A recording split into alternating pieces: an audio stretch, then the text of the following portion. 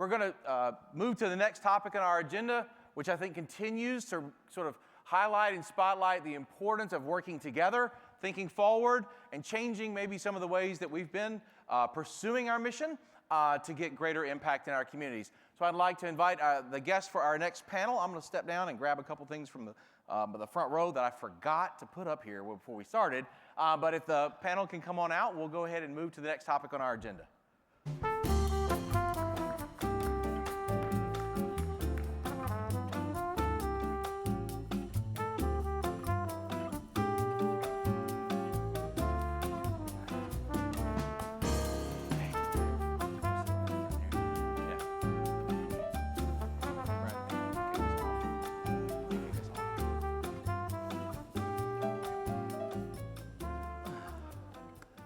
Well, good morning, everybody.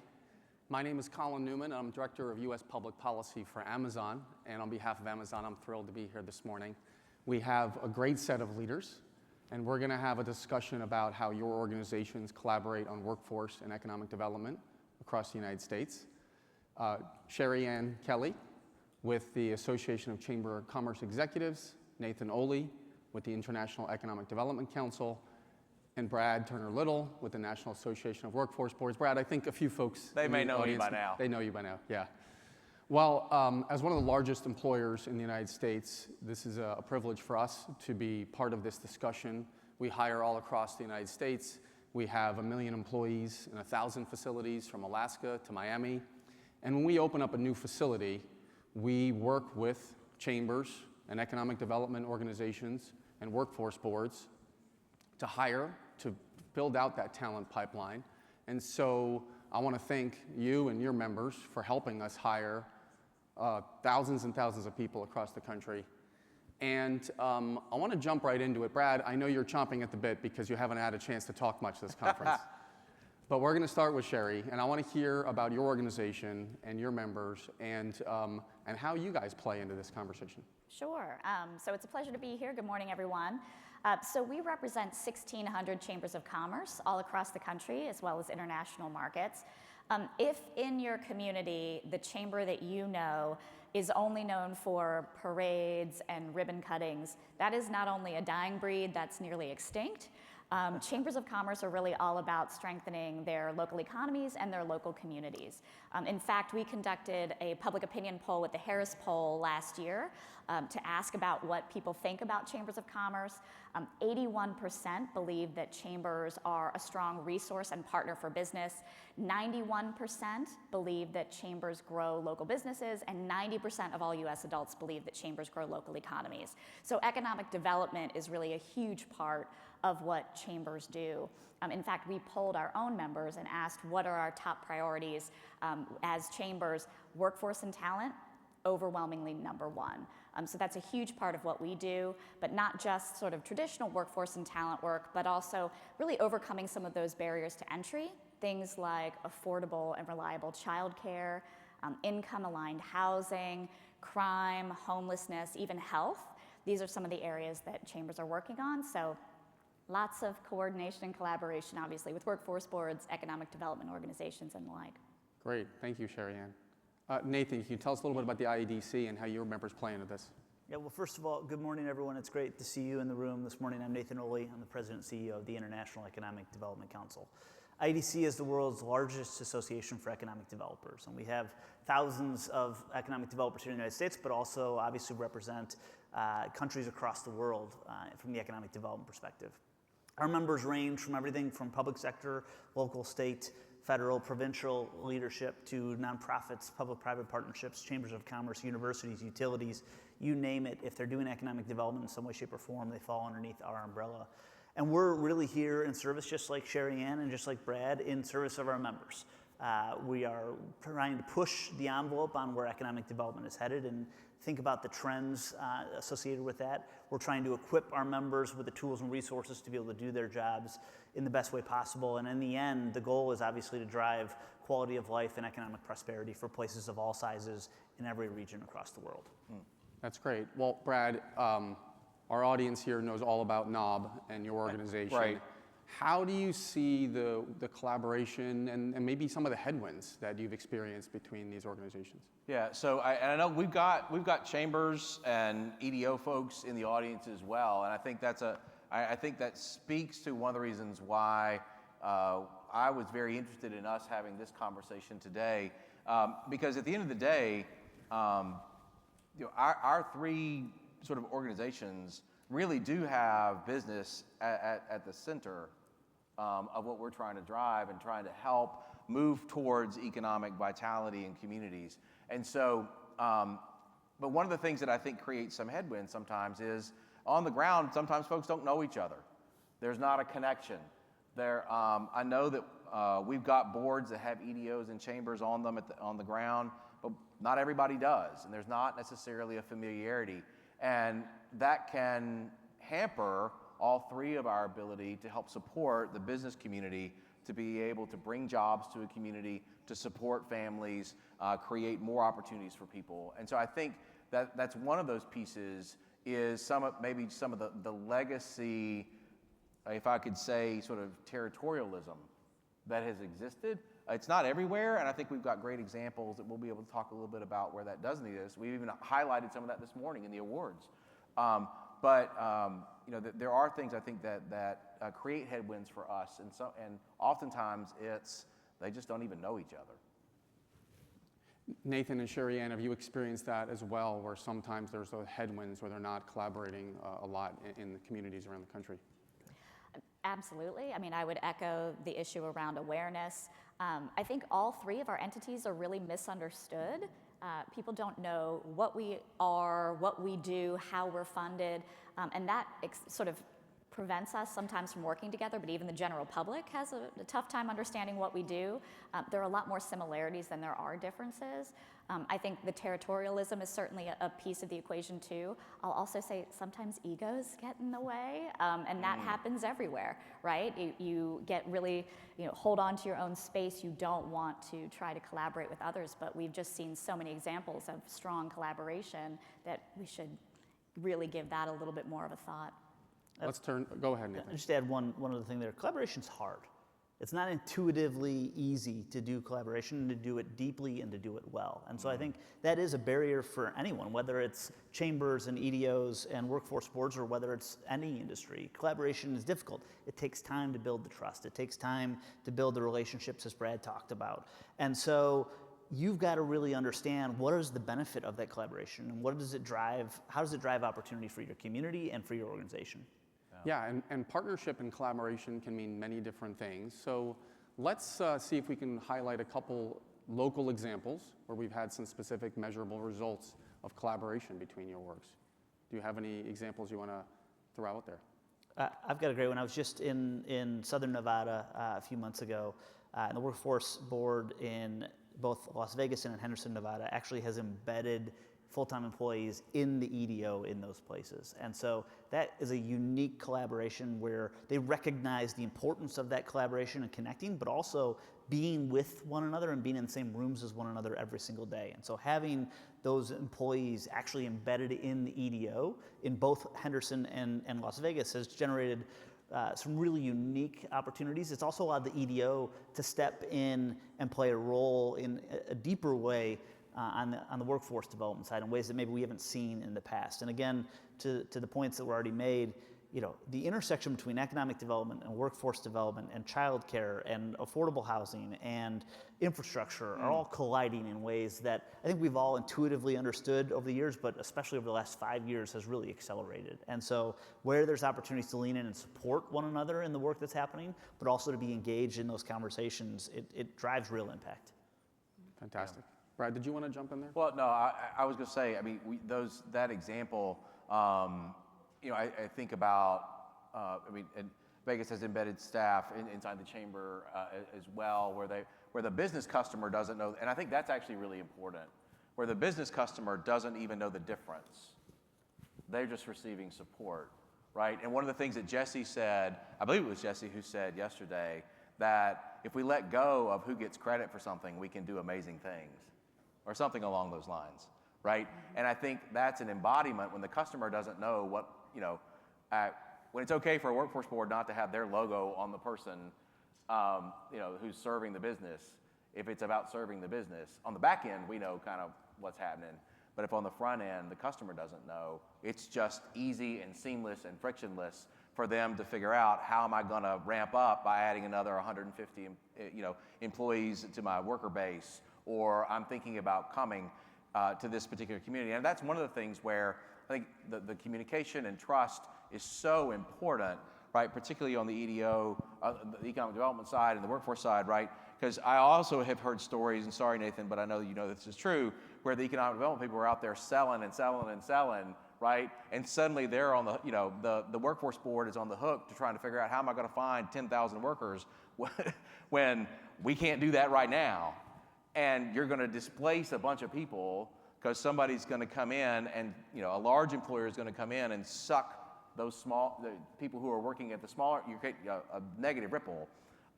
When that trust and communication isn't there, right?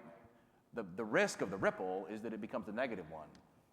But if you're intentional and you're engaged, I know that we've got EDOs in New York that are on workforce boards that share together, share strategy, share thinking, and make the engagement to grow their economy together. When that's synced, then the ripple that could have been negative becomes positive and creates more opportunity for people.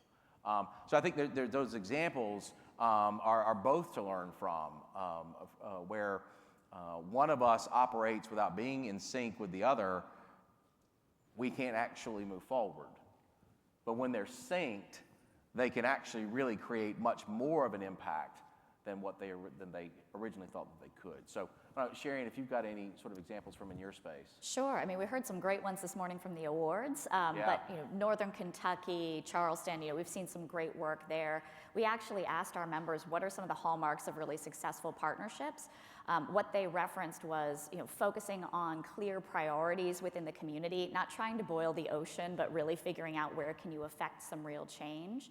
Having clear metrics, clear roles and responsibilities for each partner within that partnership.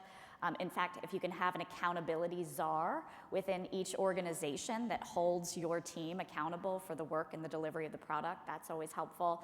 And one of the keys that I thought was really interesting was pursuing excellence versus unachievable perfection when it comes to a partnership. That was a good reminder that we can all get a little stuck in the weeds and think we have to deliver everything completely perfect, but oftentimes excellence is even better.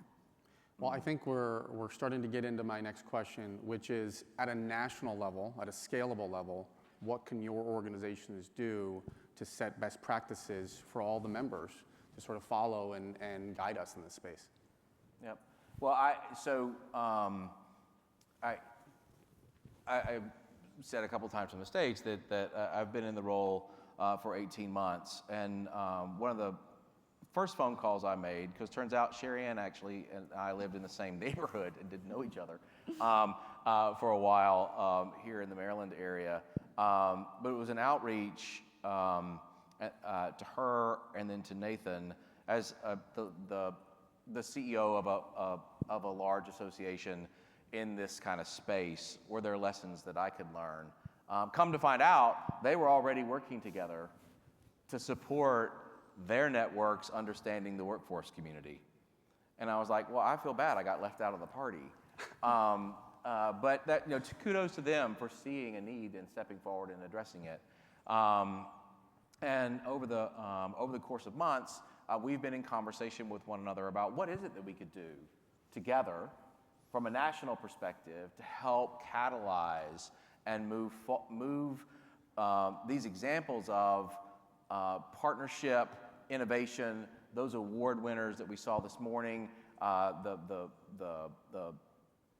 those examples that you all highlight at your events. How do we make, what can we do together to make that the common experience as opposed to the exception?